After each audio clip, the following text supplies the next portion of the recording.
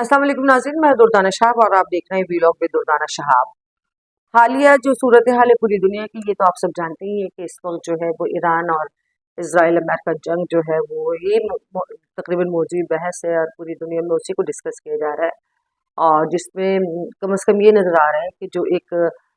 दूसरी आलमी जंग के बाद जो एक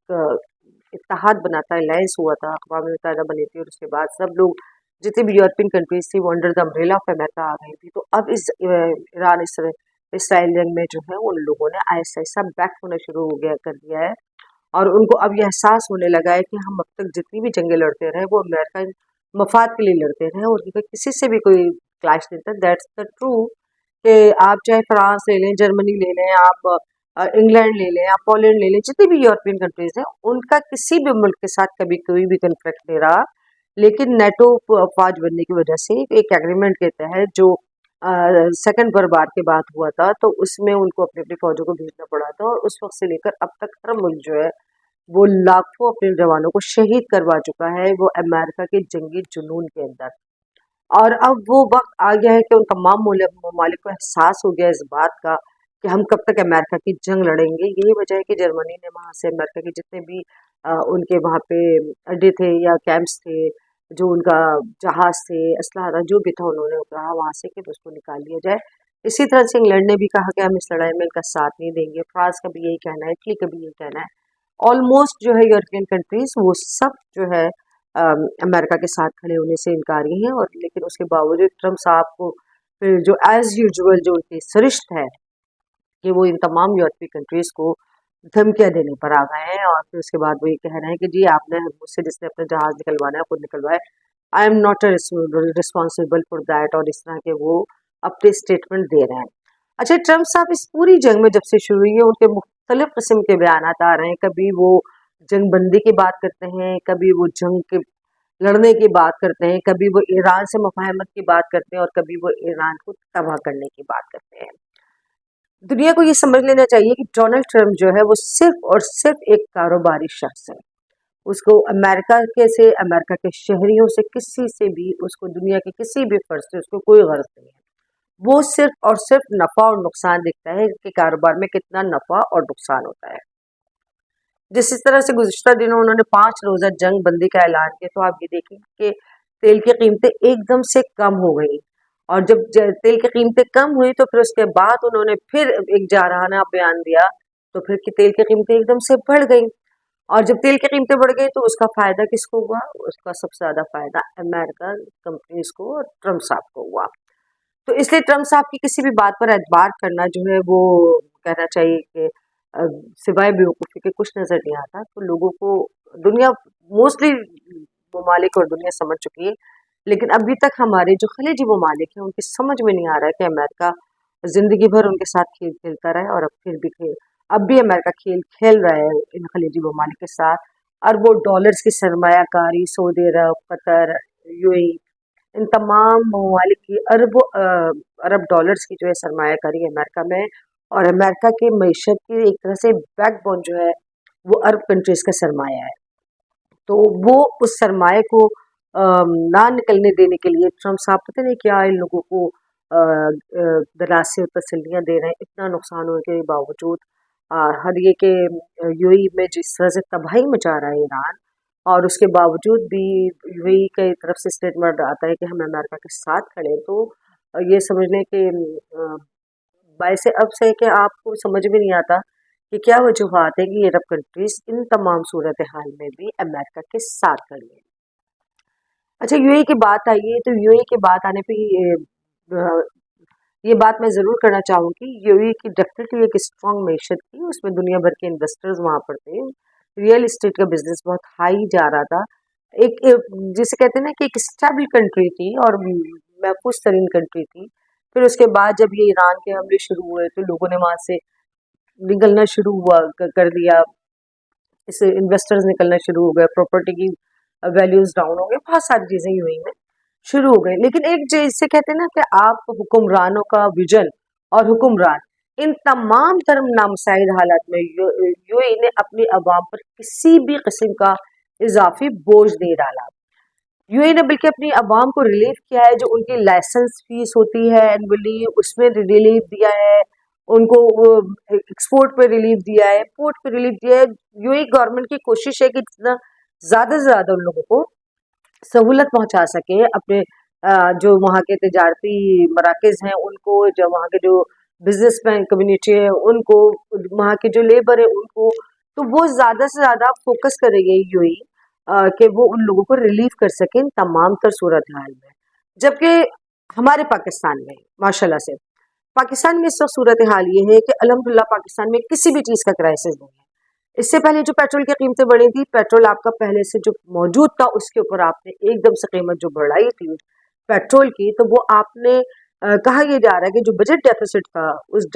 ڈیفیسٹ کو کور کرنے کے لیے جو ہے آپ نے پیٹرول کی قیمت بڑھا کر عوام کا خون چوس لیا، جسے کہتے ہیں نا عوام کو آپ نے ضد کر دیا۔ پھر اس کے بعد ایک اسمارٹ لاک ڈاؤن، اور لاک ڈاؤن کے نام پر کہانی شروع ہوئی کہ 3 دن تک جمعہ ہفتہ اتوار نہ تو کاروباری مراکز کھلیں گے، نہ اسکول کھلیں گے، اور نہ ہی شادیاں ہو سکیں گی، نہ مارکیٹس کھلیں گی، نہ دفاتر کھلیں گے، کچھ بھی نہیں کھلے گا اور وہ بند رہیں گے۔ کوئی سوال کرنے والا اس ملک میں ان حکمرانوں سے نہیں ہے کہ آپ ریزن بتائیے کہ کیا ہے، کیا وجوہات ہیں جن کی وجہ سے آپ عوام کو جو روزانہ بیسس پہ انسان کماتے ہیں، ڈیلی ویجز کے جو لوگ ہیں، جو پتھارے لگاتے ہیں، جو دکانوں پہ جاتے ہیں، جو دکانوں پہ ڈیلی ویجز پر کام کرتے ہیں، آپ 3 دن کا ان سے روزگار چھین رہے ہیں۔ چلیے آپ چھین لیجیے، آپ کوئی بہت بڑا ایسا پاکستان کے میں معاملات ہیں جس کی وجہ سے آپ کو یہ فیصلہ لینا پڑ رہا ہے، آپ کر لیجیے یہ فیصلہ، لیکن آپ اس کے بدلے میں جو مطلب مہینے کے آپ سمجھ لیے کہ 12 دن جو ہے انسان کے جو ڈیلی ویجز ہے اس کے 12 دن اس میں سے ختم ہو رہا ہے یا کم ہو رہا ہے، تو اس کے 12 دن کا جو روزگار اس کا نہیں ملے گا، اس کو جو اس کا ایک بجٹ بنا ہوا ہے کہ ہر مہینے کے آخر میں اس کے پاس اتنے پیسے ہوں گے کہ وہ بجلی کا بل ادا کر سکے گا، کرائے کا جن کا کرائے کا مکان ہے وہ اپنے مکان کا کرایہ ادا کر سکے گا، جن کے بچوں کی اسکول کی فیسیں ہیں وہ دے سکے گا۔ آپ یہ 12 دن کے جب پیسے کٹ جائیں گے تو حکومت ان کو کیا ریلیف دے رہی ہے، ذرا بتایا جائے۔ حکومت کے یہ صرف جو ڈرامے نظر آ رہے ہیں سارے، جو کچھ بھی آپ یہ دیکھ رہے ہیں کہ ہم نے پیٹرول میں کٹوتی کر دی ہے، ہم نے مطلب بجلی کی بچت کرنے کے لیے ہم نے آفیسز کو 3 دن جمعے کو بھی ہم نے بند کر دیا ہے، یہ سارا کچھ آپ کب تک آج کے دور میں بھی پاکستان کے جو یہ سیاست دان اور حکمران ہیں آج کے دور میں بھی عوام کو بیوقوف بنانے میں لگے ہوئے ہیں۔ گزشتہ دنوں میں اجلاس دیکھ رہی تھی جس کی صدارت صدر پاکستان آصف علی زرداری صاحب کر رہی تھی، تمام صورتحال پہ وزیر اعظم صاحب بھی موجود تھے اور باقی دیگر وزراء اور کیبنٹ بھی موجود تھی، اور دیکھ کر صرف یہی مجھے میری سمجھ میں آ رہا تھا یا مجھے نظر آ رہا تھا کہ یہ پھر طے کیا جا رہا ہے کہ ہاں جی کس طرح سے اس ملک کی عوام کو لوٹا جائے، پھر کس طرح سے اس ملک کی عوام کے اوپر بوجھ بڑھایا جائے، اور کس طرح سے غریب کو مزید غریب تر کیا جائے، وہ پلاننگ کی جا رہی تھی۔ کیونکہ اس میٹنگ میں بیٹھنے والا جتنے بھی اشخاص تھے ان میں سے کسی کو 0.000% بھی نہیں فرق پڑے گا ان تمام تر پابندیوں کے بعد۔ آپ نے غیر ضروری طور پہ ہمارے ملک میں گیس کے ذخائر موجود ہیں، یہ نہیں کہ آپ کے ختم ہو گئے ہیں۔ سی این جی پمپس آپ نے جو ہے گزشتہ 10 دن سے سی این جی پمپس بند کیے ہوئے، جو غریب رکشے والا اپنے کو مطلب اکانومیکل ہونے کی وجہ سے وہ سی این جی پہ رکشہ چلاتا ہے، اب وہ کیا کرے؟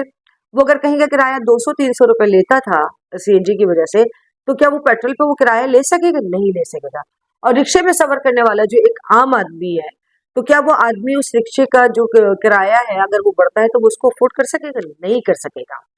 آپ صرف یہ اس وقت عوام کو صرف اور صرف بیوقوف بنایا جا رہا ہے، اور اس کے علاوہ عوام کے ساتھ کوئی کام نہیں کیا جا رہا، کہ یہ غیر ضروری طور پر پابندیاں لگانے کی بات کی جاتی ہے، اور اس کے بعد جو ہے اگر آپ اس کی انویسٹیگیشن اگر کی جائے، اس کی بالکل فیئر انویسٹیگیشن کی جائے، تو اس پہ پتہ چلنا چاہیے کہ یہ تمام تر پابندیاں لگنے کی وجوہات کیا ہے۔ کیونکہ ہمارے ملک میں نہ ابھی پھر پیٹرول کا آپ کے جو ہے شپ آ چکا ہے، پی ایس او کا شپ آیا ہے، اس کا آپ کے کوئی مسئلہ نہیں ہے، نہ پاکستان میں پیٹرول کی کمی کا کوئی مسئلہ ہے، نہ پاکستان میں گیس کی کمی کا کوئی مسئلہ ہے، کسی قسم کا کوئی مسئلہ مجھے ایسا نظر نہیں آ رہا۔ ہو سکتا ہے کہ میں اتنی ناقص العقل ہوں کہ اس تمام جو کشیدہ صورتحال ہے، جو اس ملک کی اس وقت جو ہے ایک تباہی کی صورتحال پہ ملک کھڑا ہوا ہے، جو شاید مجھے نظر نہ آ رہا ہو، تو میں جاننا چاہوں گی کہ جن کو نظر آ رہا ہے وہ ایٹ لیسٹ بتائیں کہ یہ اس ملک کی عوام کے ساتھ جو روز بروز ان کے اوپر جو بم گرائے جا رہے ہیں، روز بروز جو ان کے اوپر مہنگائی کے بم گرائے جا رہے ہیں، دودھ کے قیمتوں میں اضافہ ہو گیا، آپ کی سبزیوں کی، دالوں کی، ہر چیز کی قیمتوں میں اضافہ ہو گیا پیٹرول کی قیمت میں اضافہ ہونے کے بعد. تو آپ مجھے یہ بتائیے کہ ایک عام آدمی جس کی محدود آمدنی ہے، وہ ایک عام آدمی اس محدود آمدنی میں کس طرح سے ان تمام حالات کا سامنا کر سکے گا. اور اس کے بعد آپ کا پیٹرول کی قیمت بڑھتی ہے تو تمام چیزوں کی قیمت بڑھ جاتی ہے. کوئی ہماری چیک اینڈ بیلنس نہیں ہے کہ اگر پیٹرول کی قیمت کم ہوتی ہے تو ان تمام چیزوں کی قیمت کم کروانے والا کوئی ہوتا ہی نہیں ہے. جو بڑھ گئی سو بڑھ گئی. تو آپ تو جسے کہتے ہیں نا کہ ریوڑ کی طرح پاکستانی قوم کو ہکال رہا ہے، کیونکہ پاکستانی قوم جو ہے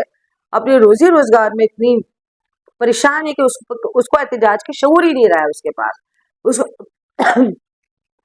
اس کے پاس باہر نکلنے کا شعور ہی نہیں رہا ہے. اور یہی وجہ کہ حکمران جو ہے وہ بڑی میٹھی میٹھی باتیں کر کے پرائم منسٹر صاحب آئے کہ میں جو ہے پیٹرول کی قیمت میں کوئی اضافہ نہیں کر رہا، یہ ہم اپنے اوپر لے رہے ہیں اور یہ حکومت اس کو یہ کرے گی، حکومت اس کو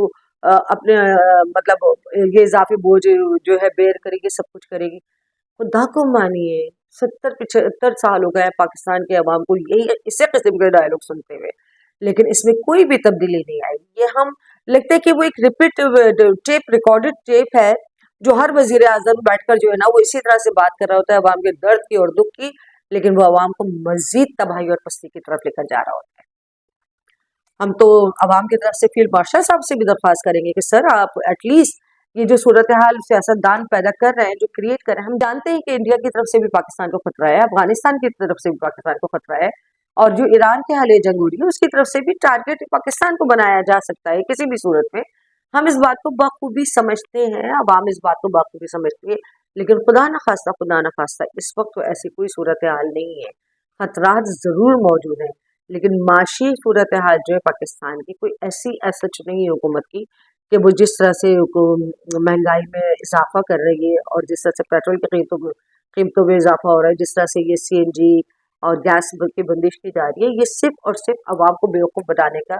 والی بات ہے اور کچھ نہیں ہے. اور سب سے ایک عجیب بھی جو یہ کیس چل رہا ہے کہ اسکولوں کی چھٹیاں، اسکولوں کو بند کر دیا، اسکولوں کی چھٹیاں ڈے لائٹس میں اسکول چلتے ہیں، آپ کی پاور اس پہ اتنی یوٹیلائز نہیں ہوتی. آپ اپنی جو آپ لوگوں نے اپنی اسمبلیز میں جو لگائے ہوئے ہیں، آپ کے جو گھروں میں جو ایئر کنڈیشنز لگے ہوئے ہیں، آپ ان سب کو اتار کے رکھیے نا. آپ سب سے پہلے تکلیف آپ خود برداشت کیجیے. آپ جو ہے آپ سب سے پہلے 1300cc کار پر آئیے، آپ زیادہ نیچے نہیں آئیے، آپ 1300cc پر آ جائیے. آپ وہ لگژریز کار سے ہٹیے نا. آپ سارے وزیر اعظم اور وزراء جو ہے جتنے بھی کیبنٹ ممبر جتنے بھی ہیں، آپ سب سے پہلے جتنے بھی اسمبلی ممبران سے اس اسمبلی میں آپ کے نیشنل اور صوبائی اسمبلی میں آپ اٹھا کر دیکھ لیجیے، سارے ملینرز بیٹھے ہوئے، ان سب کی تنخواہیں بند کیجیے. جب وہ عوام کے وہ نمائندے ہیں، عوام ان کو لے کر آئیے تو ان سب کی تنخواہیں بند کر دینی چاہیے اور ان تنخواہوں کو بند کر کے پھر اس کو عوام کو ریلیف دیا جائے. اب جو اٹھائیے، میں اگلا اپنا ویلاگ اسی کے اوپر کروں گی. میں بتاؤں گی کہ آپ کے جو نیشنل اسمبلی کے ممبرز ہیں ان کو منتھلی جو ہے کتنی سیلری دی جاتی ہے، پھر سالانہ وہ کتنی سیلری ہوتی ہے، دین آپ کے پروونشل اسمبلیز کی جو ہے سیلریز. اس ملک میں کوئی کام ہو یا نہ ہو، لیکن ہر سال بجٹ میں جو ہے یہ پروونشل اور نیشنل اسمبلیز کے ممبرز کی تنخواہ ضرور بڑھتی ہے. ان کو فری ٹکٹس کیوں الاؤ کیے گئے؟ کس کیپیسٹی میں الاؤ کیے گئے؟ ہمارے ٹیکسز کے پیسے سے یہ جتنے بھی ممبر نیشنل اسمبلی اور پروونشل اسمبلیز ہوتے ہیں ان سب کو فری ٹکٹ کیوں الاؤنس کیے گئے؟ کوئی پوچھنے والے ہی نہیں ہے یہاں پر.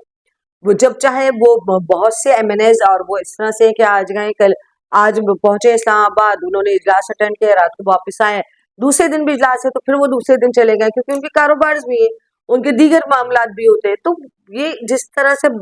بے دریغ پیسہ لٹایا جا رہا ہے ان منتخب ممبران کے اوپر، وزراء کے اوپر، کیبنٹس کے اوپر، مشیروں کے اوپر، ان کی گاڑیاں. آپ دلچسپ ترین بات یہ دیکھیے کہ اپوزیشن ہوتی ہے، ایک دوسرے کو گالیاں دے رہے ہوتے ہیں، سب کچھ کر رہے ہوتے ہیں، لیکن جو اپوزیشن کے لوگ ہوتے ہیں نا وہ ریکویسٹ کر رہے ہوتے ہیں حکومت سے کہ انہیں کسی نہ کسی کمیٹی میں ڈال دیا جائے. I am quite surprise. جب میں یہ ابھی کرنٹ جو اسمبلی بنی ہے تو میں اسلام آباد میں تھی، تو بہت سے خواتین MPs تھیں جو اسی ایفرٹ میں لگی ہوئی تھی، لوگوں سے رابطہ کر رہی تھی کہ انہیں کمیٹیز میں ڈال دیا جائے. تو میں نے ان سے پوچھا کہ میں نے کہا کیا ضرورت ہے آپ کی کمیٹی میں ڈل کر، کیا ہوتا تو وہ یہ جو حکومت چاہ رہی ہوتی ہے، جو حکومت وقت ہوتی ہے. تو انہوں نے کہا نہیں، کمیٹی میں جب ہم ہوتے ہیں تو اس کا ہمیں الاؤنس ملتا ہے، کمیٹی کا الاؤنس ملتا ہے، کمیٹی ممبر کا ہمیں گاڑی ملتی ہے، ہمیں فیول ملتا ہے. مطلب سب کچھ آپ کو اپوزیشن میں، لیکن آپ کو یہ لگژریز چاہیے، اس کے لیے آپ حکومت کے ساتھ ان کی جو کمیٹیز بنی ہوئی ہوتی ہیں قائمہ کمیٹیز جو بنی ہوئی ہوتی ہیں آپ کو ان قائمہ کمیٹیز کا ممبر بننا ہوتا ہے ان تمام چیزوں کے بعد، اور وہ سارا پیسہ ہمارا اور آپ کا ہوتا ہے. ہم دن رات جو محنت کرتے ہیں اور اس کے بعد جو ہم ٹیکس ادا کرتے ہیں اسی پیسے سے یہ عیاشی کر رہے ہوتے ہیں حکمران. اور بھی مطلب ان کے کہا یہ جاتا ہے کہ ان کے دل میں ہمارا درد بہت ہے. اپنے پورے صحافیتی کیریئر میں نے بہت سارے ایسے لوگ دیکھے ہیں جو فرسٹ ٹائم جب اسمبلی میں آئے میں نے ان کی حالت دیکھی کہ وہ کس طرح سے اسمبلی میں آئے، کہ شاید ان کا کوئی دوست اپنی گاڑی میں چھوڑ کر گیا ہو یا وہ پبلک ٹرانسپورٹ سے بھی آئے ہیں. بہت سارے میٹرکس پر نام ہے میرے جو میں ان کو گرا دوں، لیکن وہ M P As M N As بننے کے بعد ان کے پاس پتہ نہیں کون سی جادو کی چھڑی آ جاتی ہے کہ وہ جو ہے ایک مکمل علاقے سے رہتے ہوئے ایک غریب علاقے سے رہتے ہوئے مکمل علاقے میں چلے جاتے ہیں. وہ ان کا جو ایک چھوٹا سا گھر ہوتا ہے اس کے بعد وہ ڈیفینس اور اس قسم کے علاقوں میں وہ اپنے گھر لے لیتے ہیں. ان کے جتنے فیملی ممبرس ہیں ان کے پاس گاڑیاں آ جاتی ہیں، ان کا ڈریس سینس چینج ہو جاتا ہے، ان کا وے آف ٹاک چینج ہو جاتا ہے، وہ ٹوٹل تبدیل ہو جاتے ہیں ہمارے اور آپ کے پیسے سے. تو عوام کو جو ہے نا اب پوچھنا پڑے گا، کیونکہ اس حالیہ جنگ میں جس طرح سے عوام کو پیسا جا رہا ہے جنگ کے نام پر، جس طرح سے عوام کے اوپر پابندیاں لگائی جا رہی ہیں، جس طرح سے عوام کو پیٹرول مہنگا کیا جا رہا ہے، گیس بند کی جا رہی ہے، سی این جی اسٹیشن بند کیے جا رہے ہیں، جو ہر چیز پر جو آپ کی اشیاء خود دونوں سے ان پر جس طرح سے قیمتیں بڑھ رہی ہیں، عوام کو اب سوال کرنا چاہیے. اگر ابھی نہیں کیا تو پھر کبھی نہیں کیا. اس لیے اب سب کو اٹھ کھڑا ہونا چاہیے. اس کے ساتھ ہی مجھے اجازت دیجیے. اللہ حافظ.